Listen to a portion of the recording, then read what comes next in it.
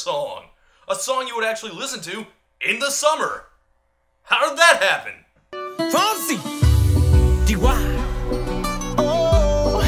I'm sorry to keep bringing this up, but modern pop music is in what old-timey sailors called the doldrums. We live in dark times and we keep getting dark music. Purveyors of happy, candy-colored pop music like Katy Perry are struggling because we're just not happy enough to listen to this. Music has to be depressing now.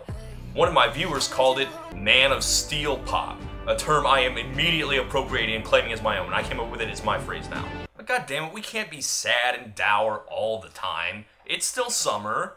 We're not actually a post-apocalyptic wasteland, even if that's the impression you'd get listening to panicky idiot cultural critics such as myself.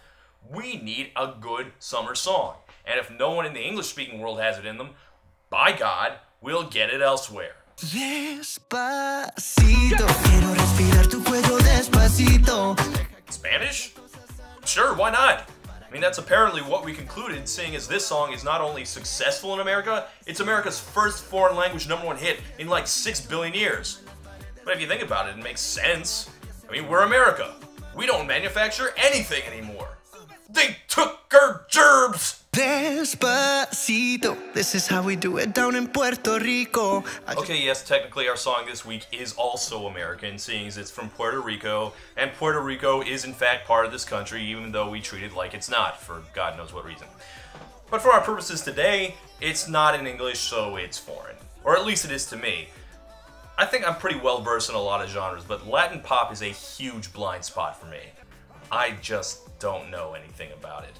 I kind of mentally file all Spanish language music into the same genre, which, thinking about it even for a second, that's obviously not right. I mean, here I am trying to pretend I'm a real music critic and I can't tell the difference between Tito Puente and Menudo. But hey, you know, I don't think expertise is always necessary to be a good critic. On one hand, if you need to get some thoughtful analysis about Dragon Ball Z, you could get it from someone who's watched every episode, knows every season, and character, and plotline. But you can also get a lot from someone who has enough distance from it to watch 2 episodes and realize, hey, wait a minute, this sucks. And I'm not a total clueless idiot. I'm a little more familiar with Spanish language pop music than I used to be because I live in New York now and has a huge Latino and specifically Puerto Rican population. They rove the streets in prancing gangs and sing about wanting to live in America. That's what I understand, at least. I don't actually leave the house. But yeah, I do hear Spanish language music more and more. I know specifically, for example, that the song today is reggaeton. Reggaeton. Reggaeton. Popular genre that combines Latin pop, hip-hop, and Caribbean music. You may remember it from its brief blip in the spotlight around 04 and 05, and then it disappeared back to Latin America because white people wanted to listen to music we actually understood. My hump, my hump, my hump, my hump, my hump. Okay, maybe understood is not quite the right word. My point was, I can review a reggaeton song. I know music. I took 3 years of junior high Spanish. I bought a copy of Santana's Supernatural in the 90s. Man, it's a hot one. Yeah, and okay, yes, I'm not totally up on the genre, but it's still cool to learn about all these artists I didn't know beforehand, but who are humongously famous and influential. So, with no further ado, America, let me introduce you to one of the biggest names in Latin pop, the multi-talented Puerto Rican legend who has weaved his way through multiple genres in Hispanic music to become a superstar in the Spanish-speaking world. The one, the only.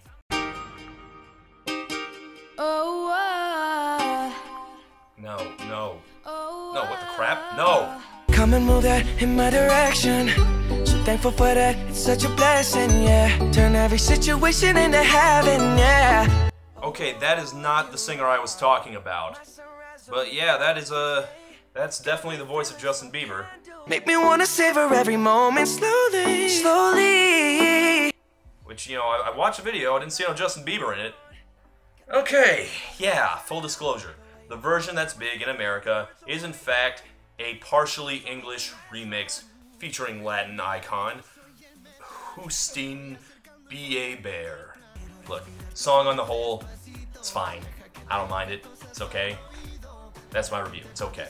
but I am just so sick of listening to Justin Bieber. We are just saturated with little shit right now. Looking at the truth, the money never lie. No. I'm not sure how that happened, but I guess once Bieber hit puberty, producers decided that his particular white bread brand of R&B vocal styling was exactly the kind of bland, featureless sound that slots into any producer's track.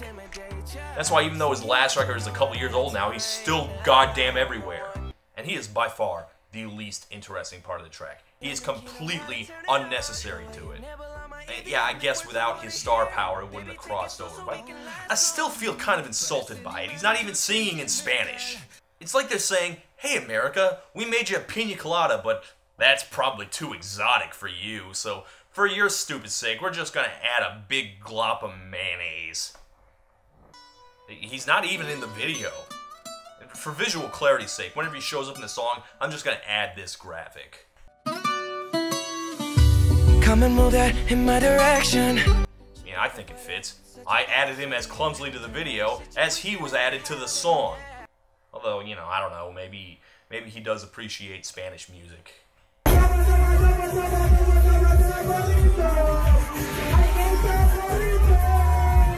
Oh, wow.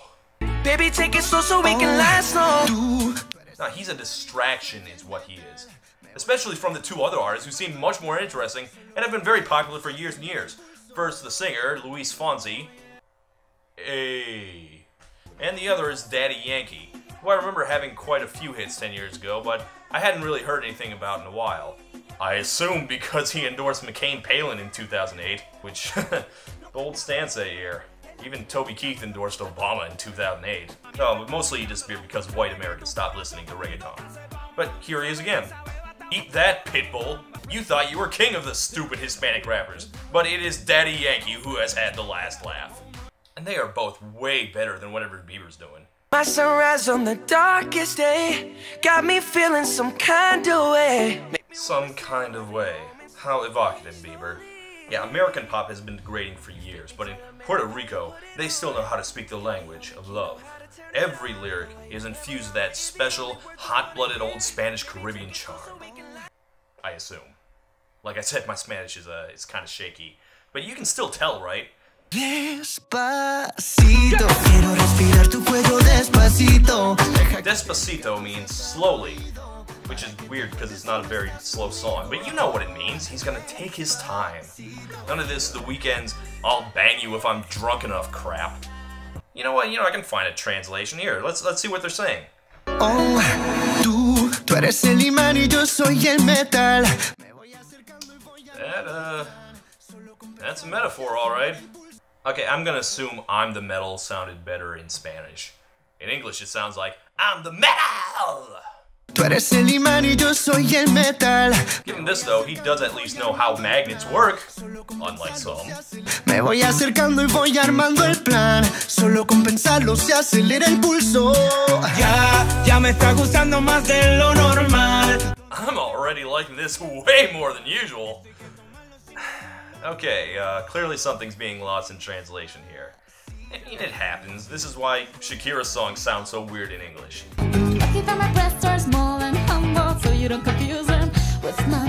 Obviously, Google Translate is not capturing the poetry of the original text. Despacito, quiero desnudarte a besos despacito. Firma las paredes de tu laberinto y hacer de tu cuerpo todo un manuscrito. Sube, sube, sube.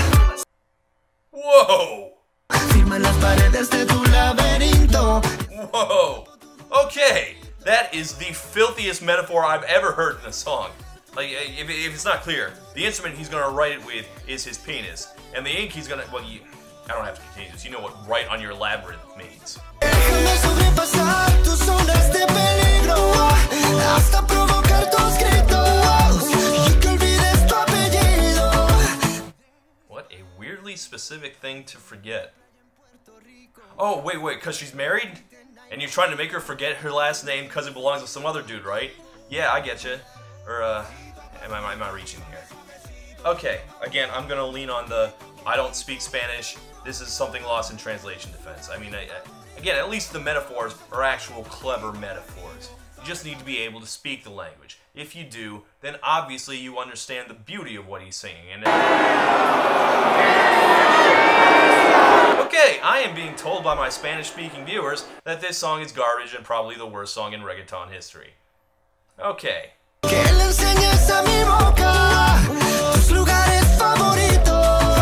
Yeah, I'm starting to suspect that not knowing Spanish isn't as big an obstacle for liking this song as I thought. It might help, actually. In fact, I think it's strategic. None of the English lyrics are that dirty. It's like a trick. Well, what can I tell you? I still think it's okay. You know, I said before that listening to music in a language you don't understand is a different experience. You're not part of the culture, you lose the nuances.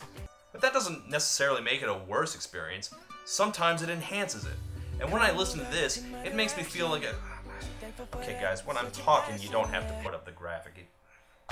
I have the worst crew, I swear to God. Well, anyway, like I said, if I actually listened to reggaeton, I suspect I would agree with everyone telling me that this song is completely and thoroughly unremarkable. But I listen to American Top 40, so to me, this is a breath of fresh air. I like the rhythm, I like the Spanish guitars, it sounds so much more romantic than what we usually get. Do you know what it sounds like when we let the Anglos try and make Caribbean-sounding music? I'm in love with the shape of you.